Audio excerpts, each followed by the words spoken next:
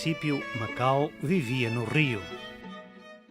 Bom, e eu quero lembrar que ainda em 65, um ilustre padre jesuíta foi até Cantão pedir licença para vir viver em terra, porque dizia eu, a minha idade e os meus achaques já me não permitem viver em nau.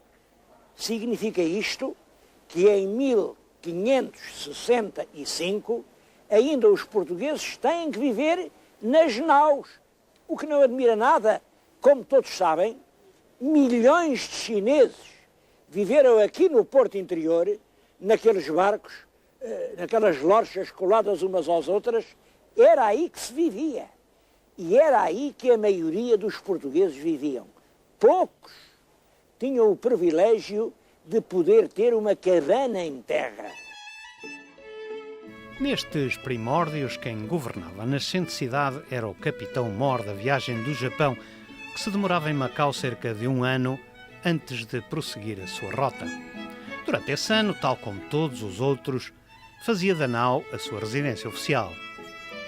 A única diferença para os subordinados era a dimensão do camarote. Estava ainda muito longe a Macau dos palácios. Só depois do ataque dos holandeses em 1622 é que tudo na cidade se tornaria mais permanente. A China levantou muitas das restrições à construção de edifícios, enquanto Lisboa passou a nomear governadores para a sua colónia da China. Mas o Terreiro do Paço esqueceu-se de que o governador, apesar dos plenos poderes de que vinha revestido, não dispunha nem de casa para viver, nem chancelaria para governar. Por isso, não teve alternativa senão arranjar residência à força.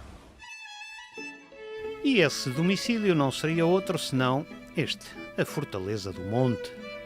Os seus donos eram os jesuítas, que a tinham construído como espécie de casa forte para guardar joias, sedas, prata e porcelanas. Em suma, os fabulosos bens do comércio do Japão. A história da ocupação orquestrada por Dom Francisco de Mascarenhas conta Monsenhor Manuel Teixeira, no seu livro sobre os militares em Macau, citando o cronista italiano Marco d'Avallo. Dom Francisco de Mascarenhas disse aos jesuítas que desejava visitá-los na sua fortaleza.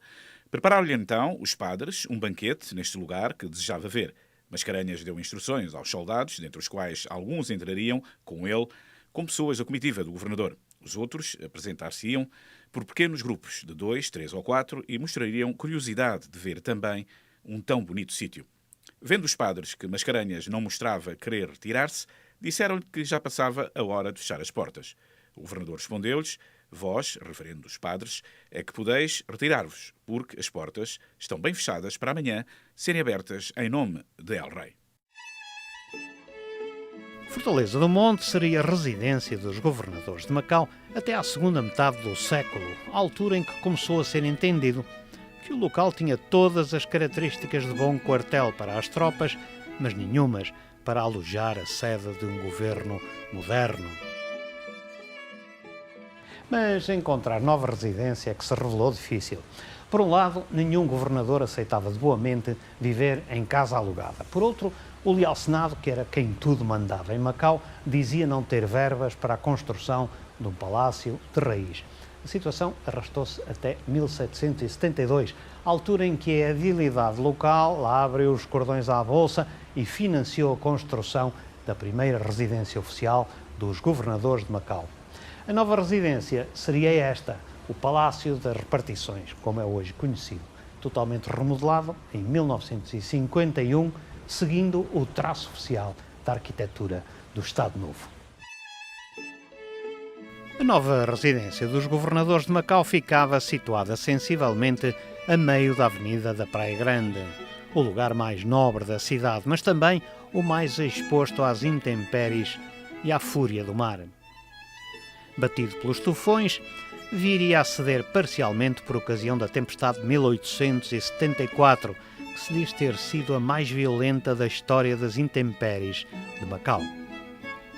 O estado do edifício agravou-se ainda mais quando, no ano seguinte, novo tufão quase o reduziu a escombros, como relata o historiador Artur Lobo Dávila, filho do próprio governador que por pouco não sucumbiu ao desastre. António de Azevedo e Cunha defendeu o palácio enquanto foi possível. As janelas foram interiormente revestidas com taipas de madeira e escoras, mas mesmo assim o mar, rugindo furiosamente, despedaçou-as da secretaria, instalada no resto do chão. Foi neste momento que o Cunha, o ajudante do governador, a ordenança Carlos, filho de macaístas, eu, alguns soldados e operários, descemos ao referido andar, onde a tremenda inundação começava a causar terríveis e trágicos efeitos. O Cunha, que empunhava uma pequena lanterna, vendo-os da frente atingidos por uma derrocada, gritou aos que se seguiam: "Para trás, rapazes!" 15 pessoas, entre europeus e chinas, ficaram soterrados nos escombros negros e tristes. Quando foi possível, à luz de archotes, desenterramos o ajudante de ordens do governador, Alferes Caetano Diniz Júnior, que tinha ficado entre as ruínas. A sua figura era confrangedora e arrepiante. Tinha perdido os sentidos e, ao recobrá-los, todo ensanguentado e de olhos esbugalhados, muito a custo, disse-nos: "Lembrei-me do meu pai, vi-o, foi ele que me salvou." Depois foram desenterrados e socorridos, como era possível, os demais sinistrados que, entre ais e gemidos, aflitivamente pediam que os salvassem.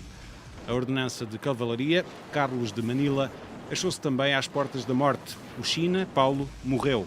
Um pesado banco chinês, revestido de mármore, depois de despedaçadas as janelas, deslocou-se com o furacão e veio bater nas pernas do governador, meu pai, ferindo-o profundamente.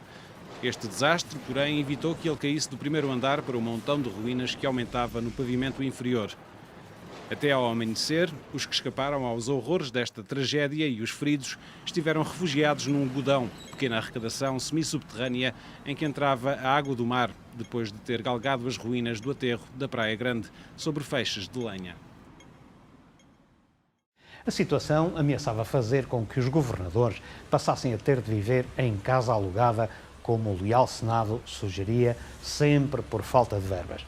Valeu na ocasião a periclitante situação financeira do barão do Cercal, que já não tinha dinheiro para manter a opulenta residência onde vivia.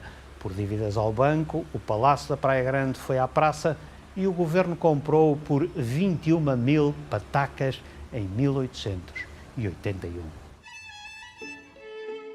O primeiro governador a residir aqui foi este, Tomás de Sousa Rosa. Desde então, o palácio serviu de residência do governador, sede do governo, albergou também os conselhos governativos e a Assembleia Legislativa. Aqui se realizavam todos os eventos de grande gala do calendário político local. A Revista das Colónias, em princípio do século XX, considerava este palácio um dos principais e mais bonitos do Império Português. A mobília era magnífica, tal como a louça e as pinturas que guarneciam as paredes. E teve hóspedes ilustres, um dos quais seria o grão-duque Alexis da Rússia, que quando visitou Macau, aqui ficou alojado alguns dias. Tendo em conta a acumulação de serviços e eventos, a privacidade familiar dos governadores começava cada vez mais a ser perturbada, o que levou Tamagnini Barbosa a mudar a residência oficial. Santa Sancha seria o local escolhido, e onde aliás viria a falecer em 19 de julho de 1940 o próprio governador Tamagnini Barbosa.